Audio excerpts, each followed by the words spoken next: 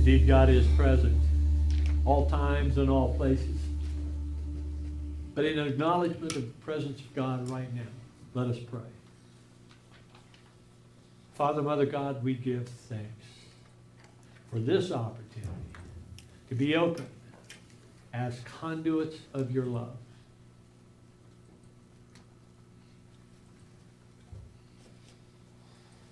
We allow ourselves to enter into each moment, to address each situation, to engage each relationship as messengers of your unconditional love. Here, now, then, there.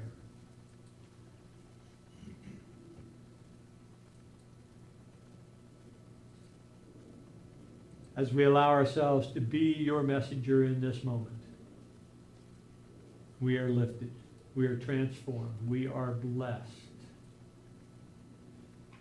And so we spread those blessings irreverently,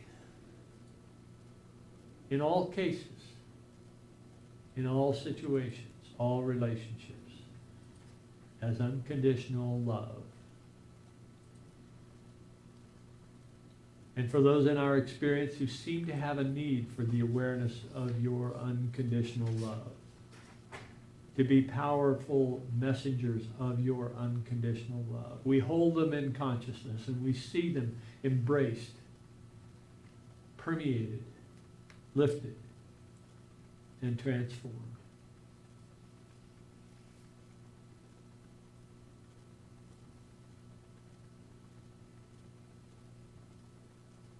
And in this awareness, we give thanks. And so it is that together we say, Amen. So why not? Hopefully you each received one of these little slips when you came in. And I'd like you to jot down an example of where it was challenging for you to express unconditional love. Because my talk depends upon a volume of these coming back. So we'll collect those here in a moment. But I'd like to digress for just a moment. It's not really a digression, it's really a foundation. I'd like to lay this foundation of the history of love. It was thought by sociologists, it was thought that unconditional love, romantic love, those two forms of love were really forms of love that arose in the era of chivalry in the 14th, 15th, 16th centuries. And it's only become apparent that that is so far from wrong, or so far from right, that an anthropologist in his work in the 50s and 60s was taken aback by his observation that love was actually arising in some of the primitive societies that he was studying. And it has in fact become apparent that yes, indeed, love is something that has been going on since time immemorial. and this sociologist was embarrassed by the fact that he hadn't paid attention to this prior to his revelation that occurred in the 60s and 70s. But we look upon the Greek perspective on love, and we see that there are really 4 forms of love. Maybe we'll see that. So there is Philia, which is love and friendship, the caring and concern for one's fellow human being. There is Storge, which is parental love and affection felt towards one's children or offspring. There's Eros, which is sensual love, the love of attraction, the concept of being in love, but it can also refer to an evolved appreciation of one's beauty inside and out. And then there's Agape, and that's an unselfish love, unconditional love, when you give love without expecting anything in return, sacrificial love. And we sometimes think about the era of the Greeks as being the foundation of our history, but that's only because there's a lot of writing that occurred in that time frame. Our history, obviously, our history goes back. It goes back and back and back. As far as back as we can find it, it's even back further than that. And love is likewise rooted in the ancient past. Neurologists have started studying love and watched the brain as the brain lights up in these experiences of various kinds of love. Philia, Storge, Eros, and Agape. And one thing that they found is that each of these forms of love actually has different components of brain activity during the MRI study of subjects who have been asked to consider Philia, Storge, Eros, and Agape. And indeed, there are areas of the brain that are common to many of these, to most of these four forms. Four forms. But unconditional love is one that has components that are overlapping, Eros, overlapping Storge, overlapping Philia, but also some unique areas as well in the brain that light up when a person is experiencing unconditional love. And the interesting thing is that one of those areas is deep down in the reptilian brain. What does that tell us? It tells us the reptilian brain is the ancient stem from which the human brain developed over its evolutionary period. And this activity down in the reptilian brain indicates that activity is actually an evolutionary remnant, right? That it has come out of the very beginnings of human brain evolution. And that's an interesting thing. Unconditional love being rooted in the reptilian brain indicates to me that unconditional love is an experience that we have had from time immemorial. So what does that say about unconditional love? That it is so, if you will, permanent or deeply rooted in evolutionary history. It tells me that as we as human beings came into our fruition, that we have been accompanied by this experience of unconditional love from the distant past. To me, that speaks to the essence of that experience in our spiritual history as well. And indeed, unconditional love is considered to be one of the ultimate spiritual experiences. And so each of us has the opportunity to experience this unconditional love. Each of us has the opportunity to be an expression of that unconditional love, and it is part and parcel of our nature to be that. And it can sometimes be difficult. I'd like to collect what you have filled out. and I'll use these without names. You'll notice that there are no names on this. I'll use these without names as a means of. That's good.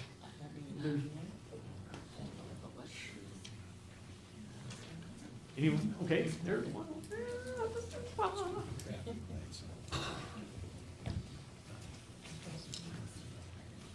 Any others? No others? Okay. All right. So.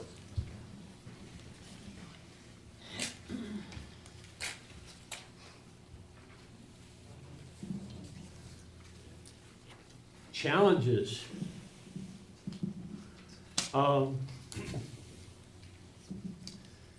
Let's see. Let's just, I'll read these off, obviously in random order.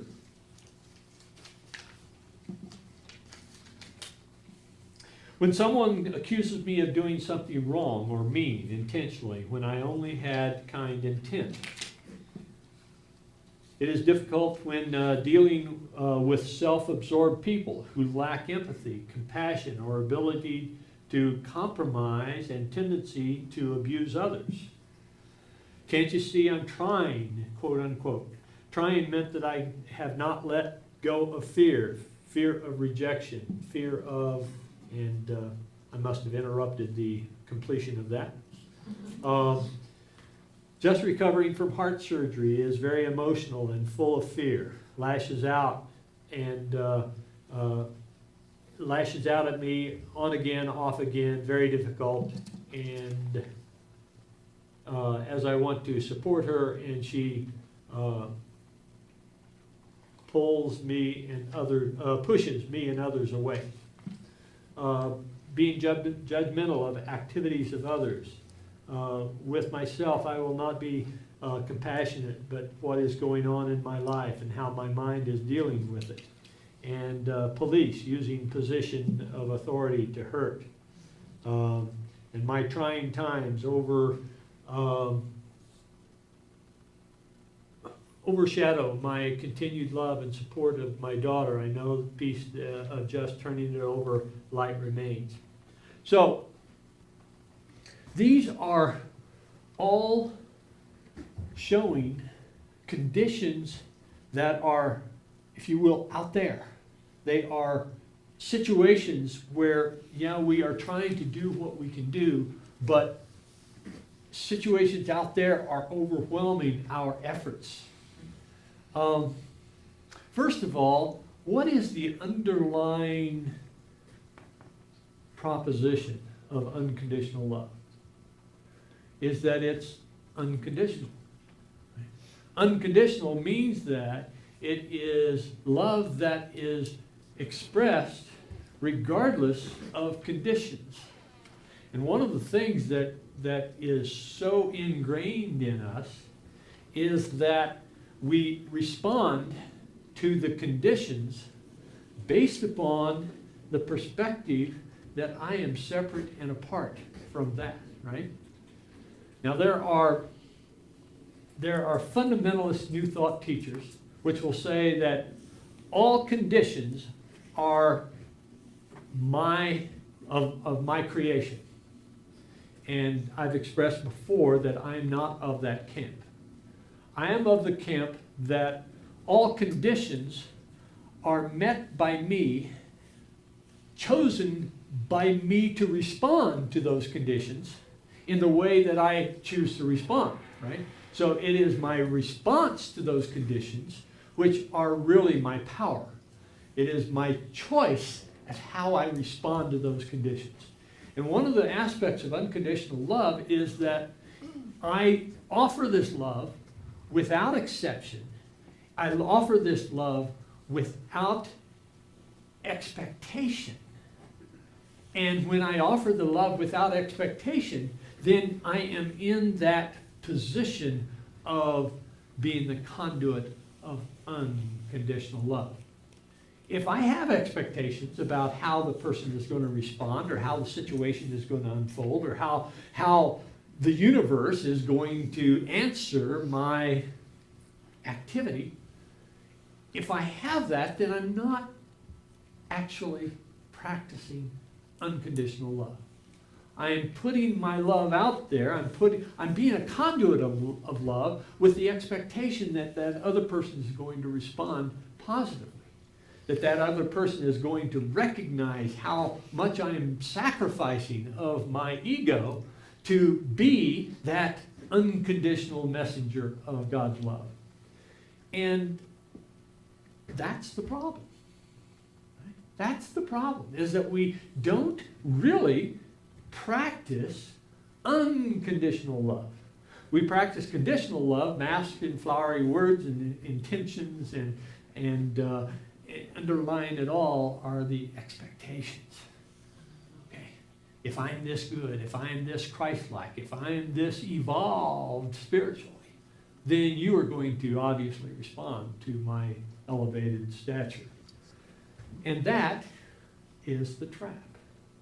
That is why we have, following on our unconditional love, quote unquote, our expression of unconditional love, we have the judgments.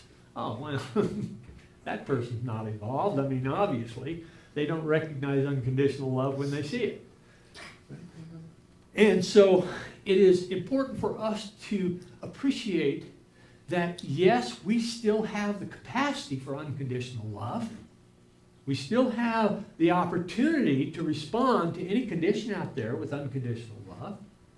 But when our expectations come in, we can recognize, oh, that's a red flag. That means that I am no longer expressing unconditional love because I have these judgments about how that person is responding based upon the quality of the love that I am giving. So, the practice is to recognize when those expectations arise, and when those expectations arise, we step back and we say, oh, okay, now, I'm not giving unconditional love. I thought I was giving unconditional love. I professed to be giving unconditional love, but obviously I'm not giving unconditional love. How do I change that? How do I rectify that? What practice do I need to, how do I need to tweak what I am doing? How do I need to tweak how I am thinking? Because the thinking is the part that is really the catalyst for the cascade of activity and emotions that comes out to our behavior. So our opportunity then in recognizing that, oh, ego has popped up, is to step back, say, okay, what do I want here? Do I want to be right, or do I want to be peaceful? Do I want to be right, or do I want to be embraced in love? Do I want to be right, that is the ego expression of its elevation, or do I want to be in the embrace of consciousness itself, God itself? Do I want to be the expression of God in this moment, or do I want to prove that I am the elevated one in the company?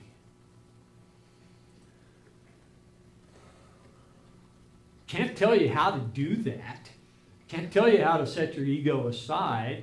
All I can say is that when you have recognized that the ego is now front and center, dominant in your thinking process, or even present in your thinking process, not necessarily dominant, but present in your thinking process, that when that happens, it's up to you. You need to be the one to say, okay, all right. Take a deep breath and love again. Love again. Love again. Without expectation. Without that activity that follows on when our anticipations are not being followed or not being fulfilled. And we convert that anticipation into, well, that shouldn't be. That shouldn't be. That's an interesting phrase, isn't it? That shouldn't be. Who says that shouldn't be? It's the way it is. Whatever it is, that's the way it is. How do we respond? Well, it shouldn't be that way. I demand that it be different. I deserve that it be different.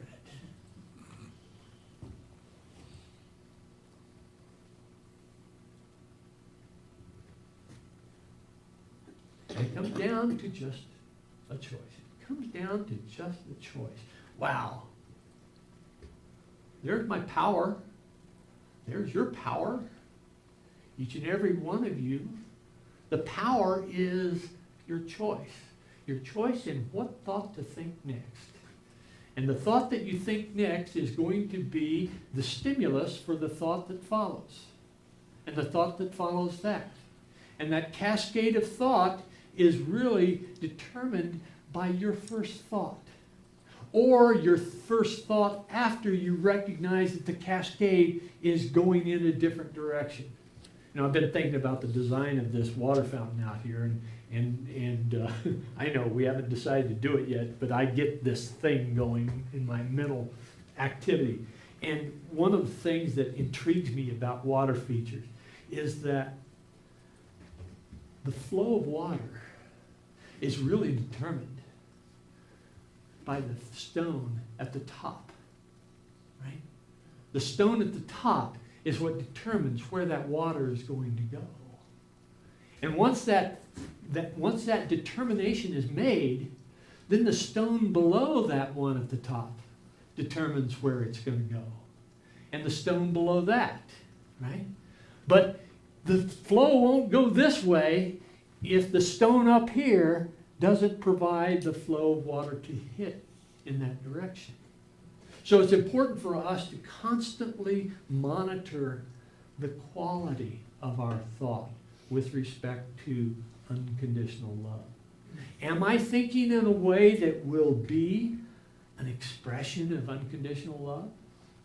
If I'm not, let's shift the orientation of that stone, okay, that next thought.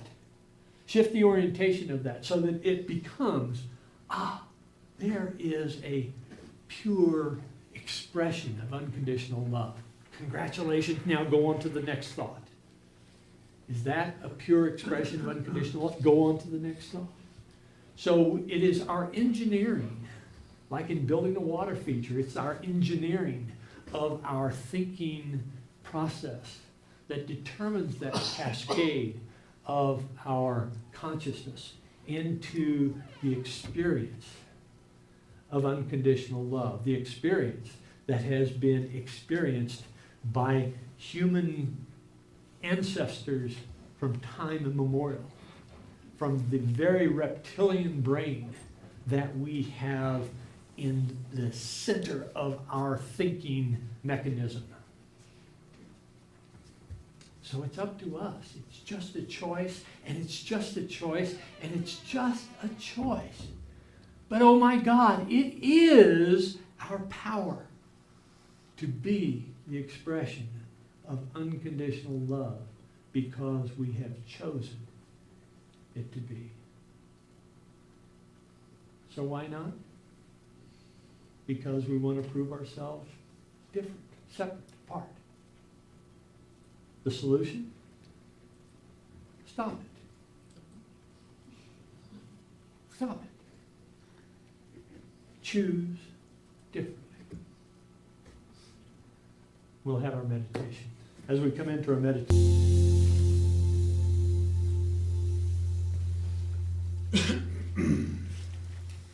as we open up this moment, as we allow this moment to unfold before us, pure and unadulterated by the fears and the angst of whatever's happening today.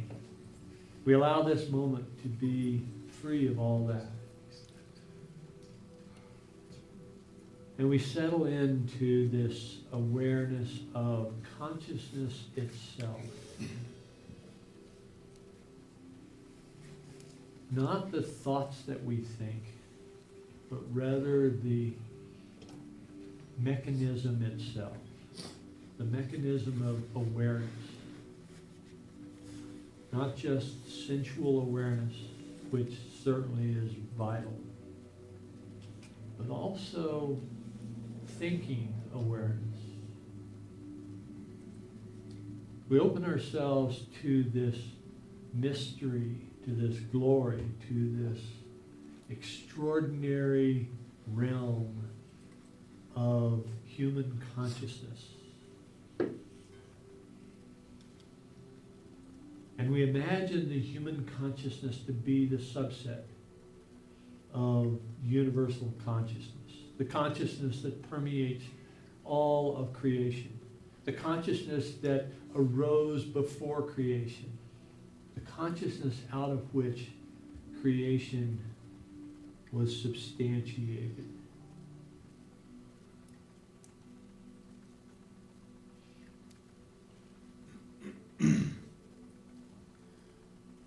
And we sit in the quiet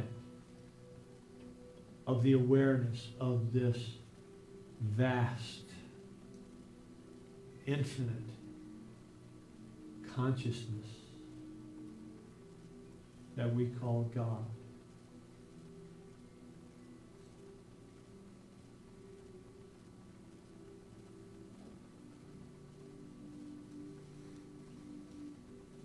And like a drop in the ocean, being the ocean in expression in this place, in this time. So it is that our individual consciousness is an expression of universal consciousness, God consciousness, here, now.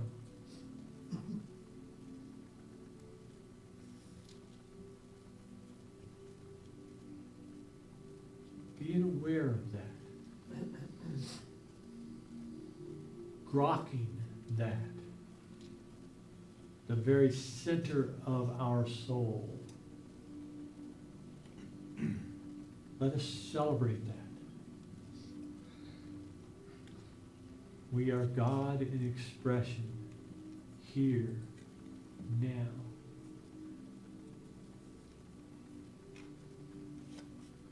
And how we choose to be that expression is up to us. But this resource that we have here now is God consciousness itself.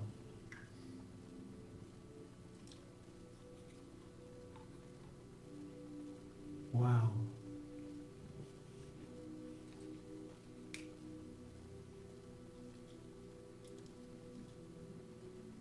What can I think to be the pure expression of that God consciousness? What can I say to be the pure expression of that God consciousness? What can I do to be the outpicturing of that God consciousness?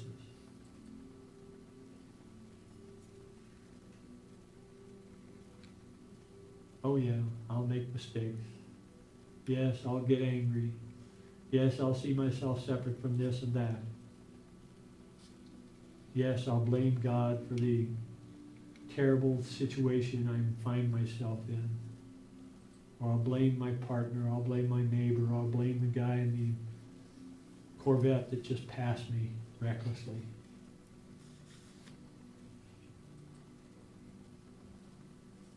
But I'll recognize when I am off track. I will adjust course when I find myself in the wrong path. And I will ask the question again, what can I do in this moment to be the expression of God consciousness in this moment?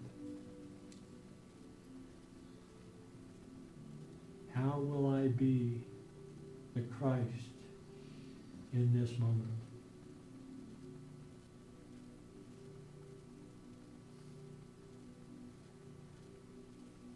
Resetting my course, adjusting my thinking, I will feel connected once again to this unconditional love flowing through me from the heart of this universal consciousness. I will experience that unconditional love because I've chosen unconditional love. And I will infect each and every one in my domain with this unconditional love. That infection will wave through the web of creation.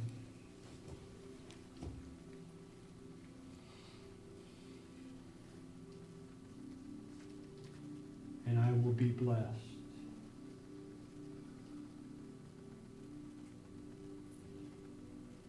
Breathing in and breathing out. Feeling my part, acknowledging my part, being and doing my part in the expression of unconditional love. We come back into this time and space, sharing the words of Alleluia.